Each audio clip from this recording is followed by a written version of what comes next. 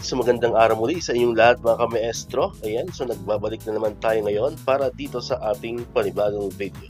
Pero bago natin talakayin itong ating video natin ngayon mga kamaestro, kung bago ka pa lang dito sa aking YouTube channel, huwag mong kakalimutan na mag-like, mag-comment, mag-share at syempre, i-subscribe mo na rin itong ating YouTube channel, El Maestro Sir Anton Official.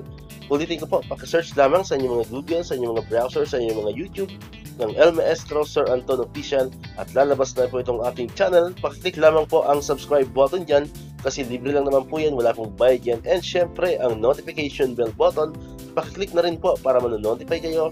Always updated kayo every time na may mga bago tayong upload na video katulad nito. Alright, so nabanggit ko na kanina kamaestro, meron tayo ngayong panibagong video. Ang video natin ngayon mga kamaestro ay tungkol pa rin dito sa list of SDO with released floating allowance. Update po yan ngayong April 12, 2024. Pero bago natin isa-isa yan, syempre nais po natin pasalamatan ang source ng video natin ngayon. Walang iba po si Ma'am Sheila Lim Manuel ng Assert NCR.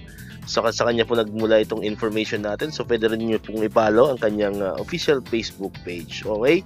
So ito po yung mga nabigyan na po ng floating allowance as of April 12, 2024. Unahin po natin itong Isabela na meron pong hindi po naka-indicate no, yung sa Isabela kung 6K or 7K. So kung meron po nanonood dyan na taga Isabela, kamaestro natin, so comment na lang po dyan sa ating comment section.